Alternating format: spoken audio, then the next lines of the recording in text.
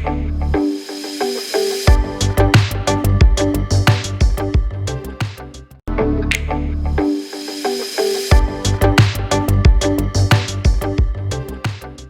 Question जो प्राय तौर पे आता ही है, ग्रिड फिगर भी आता ही है, एक ये कैलकुलेशंस के ऊपर भी क्वेश्चन आता ही है।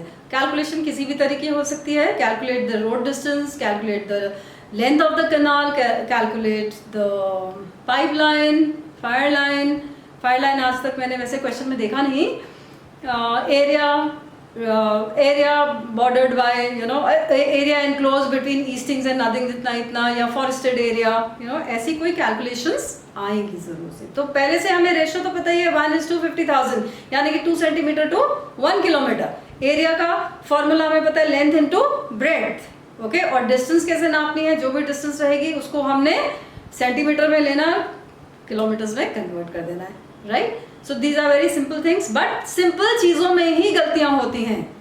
क्वेश्चन पेपर सही से नहीं पढ़ते तो गलती होती है, ठीक है। तो पहले बहुत ध्यान से क्वेश्चन का रिक्वायरमेंट भी पढ़ना है कि इस पेपर में मांगा क्या है, इस क्वेश्चन में क्या मांगा है, right. So understand that requirement. Let's have a look कि हम आज क्या देखने वाले हैं इस मैप में। Calculate area of land between eastings 05 to 07 and nothings 02 to 04. So let me first look at the eastings 0507. So I have 0507 here. These are the two eastings we are talking about, and nothings 0204. 0204. Okay. So here we are talking of this particular block. Fine. We have to find out area of this particular area on the map. Fine. Area in square kilometer. We have to find out. 2 centimeter we know equals to 1 kilometer. Scale हमें पता है. Now this is 4 centimeter. 2 on one side, 2 on this side. We have eastings and then nothings. So 4 centimeter will equal to 2 kilometer as per this. And area is length into breadth. So 2 kilometer into 2 kilometer equals to 4 kilometer square. Please don't forget to write the word square. We are finding the area. Area will always be in square. जल्दी में क्या होता है, square तो छूट जाता है या किलोमीटर में छूट जाता है, 4 लिखकर आ जाते हैं ये सोच के कि भाई नंबर तो मिल ही जाएगा ना, नंबर तो लिख ही दिया था मैंने, 4 तो लिखा ही था। No, not done. आपको नंबर नहीं मिलेगा, आपको किलोमीटर भी लिखना है, स्क्वायर भी लिखना है। स्क्वायर किलोमीटर लिखिए चाहे किलोमीटर स्क्वायर लिखिए, एक ही बात है, okay. Most of the time they might ask you just 1 block. 1 block तो सिंपल है, 1 kilometre into 1 kilometre, okay, 1 kilometre square. अगर 1 किलोमीटर, अगर 1 ब्लॉक का एरिया मांगते हैं मीटर्स में, मीटर स्क्वायर, तो उसे पहले कन्वर्ट कर लो, मीटर स्क्वायर हो जाएगा, okay, because 1 kilometer equals to 1000 meters. Fine. So just keep your mind open, eyes open, focus on the paper कि क्या requirement है पेपर की, उसी को पढ़िए, उसी चीज को पढ़िए, उसी चीज को आंसर कीजिए, okay. Another calculation we will learn. Distance as the crow flies. As the crow flies, maybe अगर आपने ये टर्म पहले नहीं सुना है, so you might get confused in the paper कि crow कहाँ से आ गया, right? Where is the crow flying? क्योंकि बहुत पहले ऐसा एक इंसिडेंट हो चुका है, okay? So as the crow flies means a direct straight line, a direct straight distance, air distance जिसको कहते हैं, okay? So air distance, तभी air जब हम फ्लाइट से आते हैं, कहीं से आते जाते हैं तो जल्दी पहुंच जाते हैं, because that is the air distance, right? So here what is the air distance or the distance as the crow flies? So we've got 2 points over here. We've got a triangle height over here and a spot height over here with a survey tree. इन दोनों के बीच की दूरी हमने नापी है यहाँ पे, ये हमने सर्वे ट्री लिया है, and we want the answer in kilometers and meters. 2 answer नहीं चाहिए, अलग अलग नहीं है ये आंसर, एक ही आंसर है, एक ही आंसर का पॉइंट जो रहेगा उसके ऊपर गौर करना है, ठीक है, उसी आंसर को वैसे ही करेंगे। Distance measured comes to about 3.4 centimetres, जो ये स्केल रखा हुआ है उसके accordingly 3.4 centimeters, 1, 2, 3, and then we've got these 4 points over here. Okay, 3.4 centimeters scale हमने use करा, and according to our calculations we found that it is 1.7 kilometer because 2 centimeter equal to 1 kilometer. अब answer लिखना था हमको kilometre and metre में, तो दो answer नहीं देंगे, इसी आंसर को कन्वर्ट कर देंगे 1 kilometer and 700 meters. You only have to read the question carefully and do the precise, write the precise answer. कोई घबराने की जरूरत नहीं है, कुछ नहीं होगा. आपके पास 20 मिनट्स है ना, 20 मिनट्स में हम यही सब तो कर रहे हैं. ओके, उस 20 मिनट्स में हम बहुत आराम से कर पाएंगे क्योंकि ये सारी चीज़ें तो हम पहले से अब दिमाग में उतार चुके हैं. ओके, तो इन सब चीज़ों से घबराने की जरूरत नहीं है बिल्कुल भी. फाइन, सो फार सो गुड. आगे बढ़ते हैं. ओके, तो अभी हमने सीखा स्केल रख के हम कैसे क्रो फ्लाइज वाली डिस्टेंस यानी कि एयर डिस्टेंस को नाप सकते हैं. बस ज़रूरी नहीं कि आपको हमेशा ऐसी ही कोई डिस्टेंस पूछी जाएगी जो कि सीधी हो, स्केल रखा, कैलकुलेट करा, हो गया काम. They might ask you calculate the length of the canal from this point to that point, calculate the car track from here to here, calculate the metal road, unmetal road, pack track, fire line, you know, किसी भी चीज़ की calculation यदि आपको आती है इस तरह की जो आप देखो कि घुमा के है या length of the river, okay, और द स्ट्रीम, तो उसके लिए आपको ये ऐसी एक कॉर्ड दी जाएगी. I hope you are able to see. ये छोटी सी है बट आपको डेफिनेटली इससे लंबी मिलेगी. 20 सेंटीमीटर लिखा रहता है उस पर, 20 सेंटीमीटर आपको ये मिलने वाली है. तो हमें देखना है कि क्या पूछा गया है क्वेश्चन में. शुरू में एक यहाँ पे निशान लगा लीजिए अपने पेन से धागे पे, इस कॉर्ड पे, और उसको उस पॉइंट से ऐसे हम पकड़ लेंगे. Right, then we start measuring. ठीक है, अब जस्ट रफली देख लेते हैं कि क्या मेजर करें हम. मान लो हमने ये मेजर करना है तो हम इसको ऐसे रखते जाएंगे, ऐसे कैलकुलेट करेंगे, ऐसे देखेंगे, ऐसे देखेंगे और यहाँ तक आ जाएंगे. ठीक है, धीरे धीरे फिंगर्स को आगे मूव करते हुए, और इस पॉइंट पे आ गए हम. इस पॉइंट पे हमने दोबारा से एक पेन लिया और इस पे मार्क लगा लिया. अब दो मार्क्स है हमारे पास, एक पीछे एक आगे, और इतना ये धागे की मेजरमेंट है, कॉर्ड की मेजरमेंट है. इसको क्या करना है, केवल आपका जो मैप रहेगा आपके पास उसके स्केल पे इसको ऐसे रखो और इसको सेंटीमीटर्स में रीड कर लो.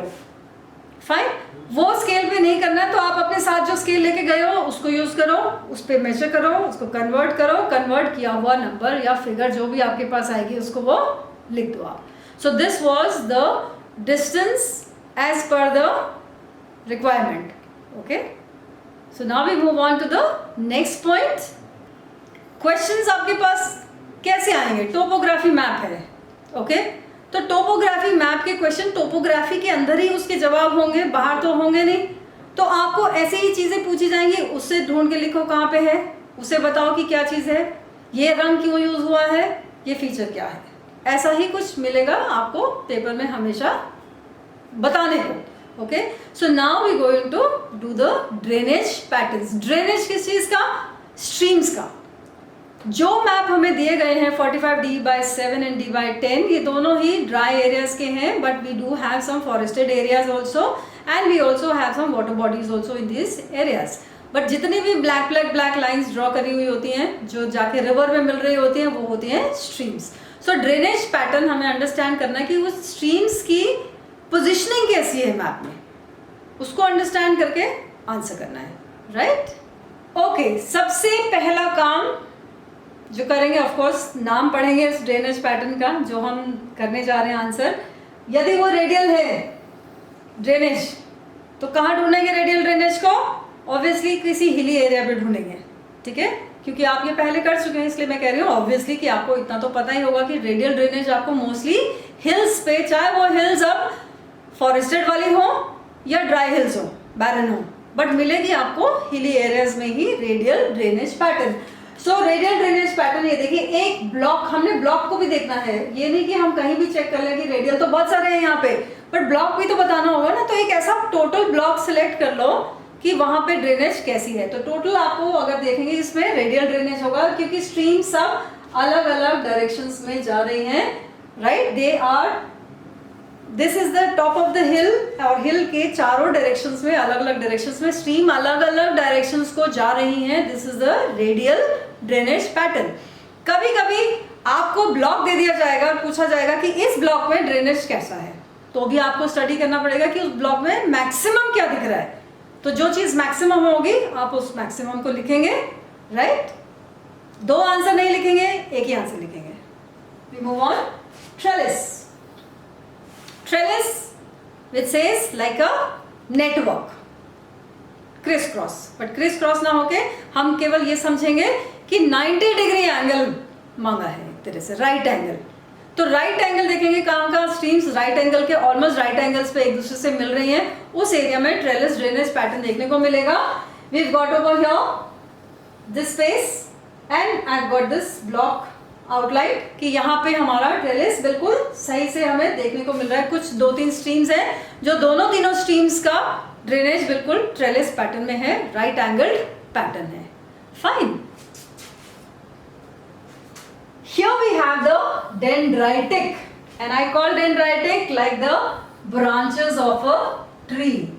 Okay, you have lot of streams emerging out or meeting together like the branches of a tree.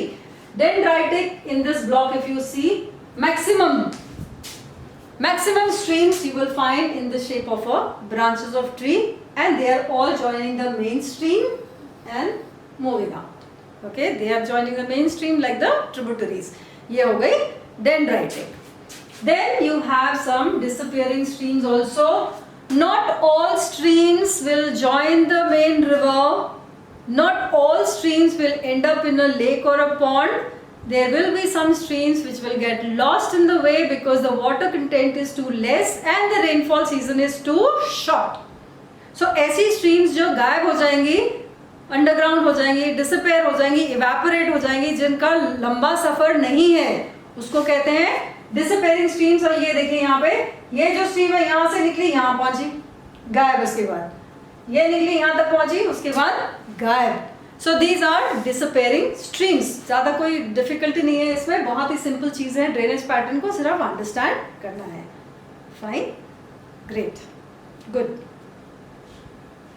Our next point is features formed by rivers, direction of the flow and slope of the land. ये question बहुत आता है.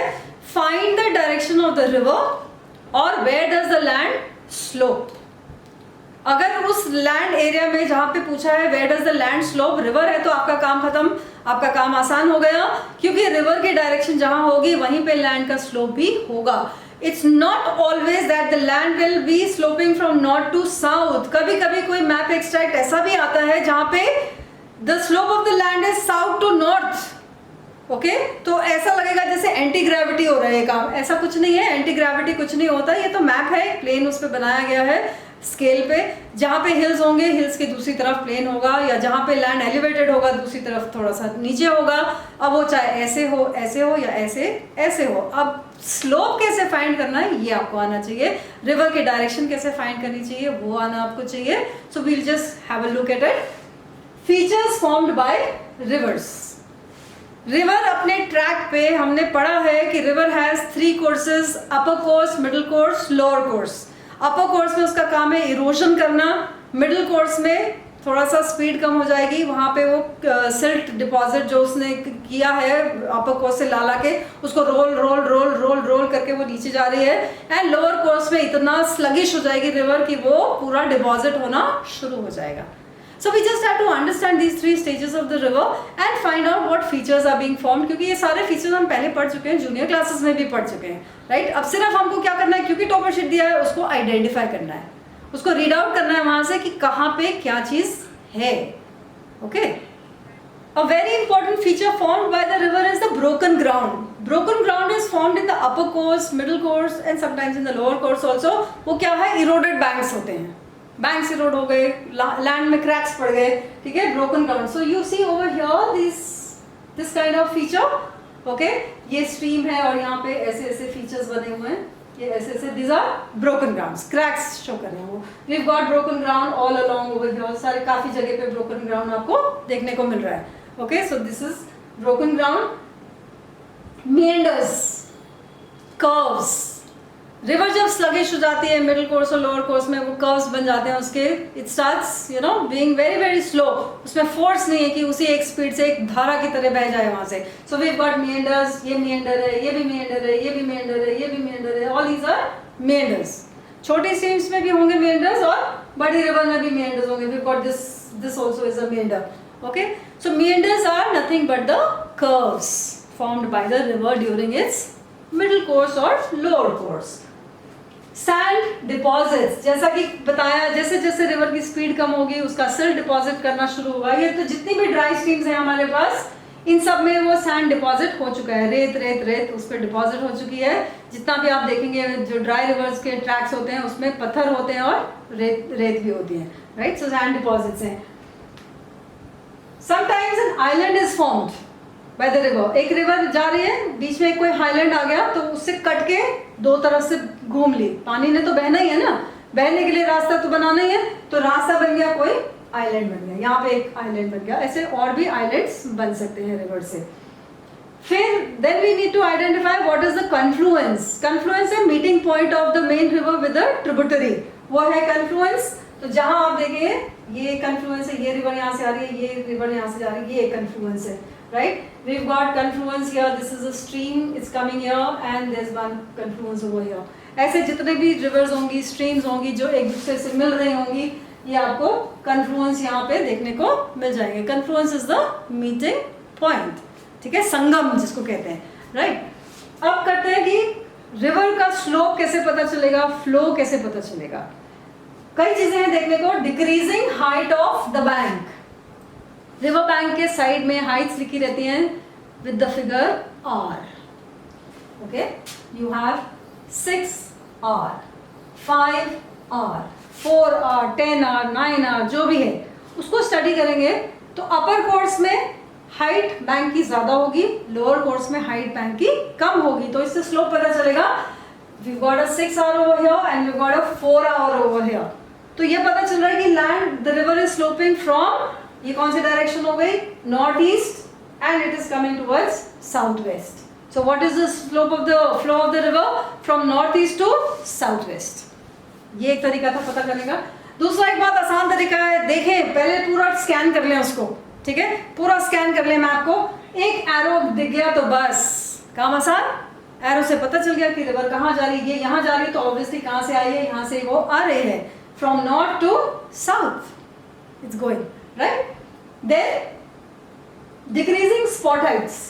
उसके आसपास के area के कहीं कहीं लिखा होगा स्पॉट हाइट्स के नंबर्स होंगे, उनको भी स्टडी कर लेते हैं कि डिक्रीजिंग स्पॉट हाइट्स अगर हैं तो स्लोप भी वही होगा. We got 1 261 over here and 257 over here. ठीक है, तो इससे भी हमें पता चलता है कि स्लोप किधर है. बहुत आसान है, केवल आपको स्टडी करना है. Right? Isn't it so simple? Just keep a lookout for all the points given in the map itself. सब कुछ वही है, आपको केवल देखना है. क्वेश्चन पढ़ना है, ठीक से पढ़ना है और उसका आंसर ठीक से ढूंढना और ठीक से लिखना है. Direction is very important. कहाँ से आ रही है, कहाँ जा रही है. From north east to south west, from north to south, from east to west, जैसा भी होगा आपको ध्यान से वो लिखना है. समटाइम्स ऐसा ही सेड कि from south to north. Okay, ऐसा भी हो सकता है. जैसा हमने रिवर की डायरेक्शन फाइंड करी, फ्लो ऑफ वाटर की, स्लोप ऑफ लैंड की, उसी तरह से हमें कुछ फीचर्स की भी डायरेक्शंस पता होनी चाहिए. डायरेक्शन के ऊपर भी क्वेश्चंस आमतौर पे आ ही जाते हैं. तो बहुत ज़्यादा डायरेक्शन में डीप नहीं जाना होता है because many schools teach 16 directions. not required. We only have 8 directions to focus on. That is why I have got this drawn for you कि केवल 8 डायरेक्शंस पे ध्यान दीजिए आप. नॉर्थ साउथ ईस्ट वेस्ट तो है ही है, बीच बीच में जो उनके सेंटर पॉइंट्स हैं north east north west south east south west, इतना ही आपको पता होना चाहिए, इससे ज़्यादा की ज़रूरत नहीं है. इसी दायरे में रहकर आपको आपका आंसर देना है. ओके, ना इट डिपेंड्स ऑन यू कि आप उसको कैसे स्टडी करते हैं कि नॉर्थ होगा या नॉर्थ वेस्ट होगा या नॉर्थ ईस्ट होगा. डिपेंड्स कि आपकी कैलकुलेशन आपको कहाँ लेके जा रही है. Okay okay, now will try to solve the question I have put to you is find direction of Rampura Khera from Goreli.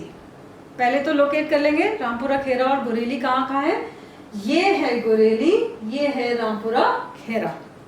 अब किसकी डायरेक्शन कहाँ से फाइंड करनी है, that's also very important. Direction of Rampura Khera from Goreli. From word बहुत important है आपके लिए, क्योंकि वहीं से कैलकुलेशन शुरू होगी. ठीक, कैलकुलेशन के लिए बहुत आसान तरीका है. आपके पास ज़्यादा समय नहीं रहा तो आप फटाफट क्या कीजिए, जो आपके पास टूल्स हैं, स्टूडेंट्स टूल्स रखे हैं आपके पास, फटाफट एक इधर एक इधर एक इधर ये लगाया हमने. ये है गोरेली हमारा. यहाँ पे नीचे मैंने दिखाया था आपको, यहाँ पे गोरेली है, राइट. ये हम देख सकते हैं कि ये फीचर यहाँ पे है और ये फीचर यहाँ पे, ये है गोरेली. ठीक है, उस पर हमने क्या करा, अपने टूल्स यहाँ रखे और ये रामपुरा खेरा यहाँ तक है. ठीक है, so we just trying to find out, एक मेंटल असेसमेंट कर लिया, थोड़ा सा फटाफट को एक दिमाग लगा लिया कि क्या होगा.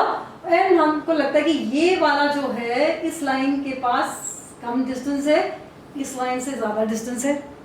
इसी के बेस पे हम अपना आंसर बना सकते हैं कि this is towards north east. So what is the direction of Rampura Khera from Goreli? Rampura Khera is towards north east of Goreli. North line ये है, ये ईस्ट है, तो ये बीच की क्या होगी, नॉर्थ ईस्ट ही होगी. ठीक है, नॉर्थ ईस्ट ऑफ गोरेली. बट यदि टाइम है, आप बहुत ध्यान से इस क्वेश्चन को करना चाहते हैं, जो कि करना चाहिए, ओके, ध्यान से ही करना चाहिए, तो हम उसको एक स्केल की मदद से भी कर सकते हैं. बहुत आसान है. ये पेंसिल से मार्क करना है, पेन से नहीं करना है, क्योंकि आपको क्वेश्चन ये वापस करनी है टोपो शीट, और पहले इंस्ट्रक्शंस दी जाएंगी कि students are not suppose to write anything on the question paper and the topo sheets. ठीक है, तो बहुत ज़रूरी है, आप इसको पेंसिल से करेंगे और उसके बाद इरेज कर देंगे. सो ये है गोरेली. इसके ऊपर स्केल रख के ये हमने बना लिया एक नॉर्थ साउथ लाइन, और ये बना लिया एक ईस्ट वेस्ट लाइन. ठीक है, बीच में दोनों के हमने ये ड्रॉ कर दी एक नॉर्थ ईस्ट लाइन. उसको फिर स्टडी कर दिया हमने. रामपुरा खेरा इधर है हमारा, इसको थोड़ा सा इलाज करा है मैंने इसमें आपको दिखाने के लिए पूरा. तो अगेन वी विल नोटिस कि ये डिस्टेंस है और एक ये डिस्टेंस है, तो जो डिस्टेंस कम है हम उसी को लेंगे north east. Simple, right. So here we are, we have learned how to find direction of two given points. Okay, direction between two given points. कितनी डायरेक्शन लर्न करनी है? केवल 8, उससे ज्यादा नहीं.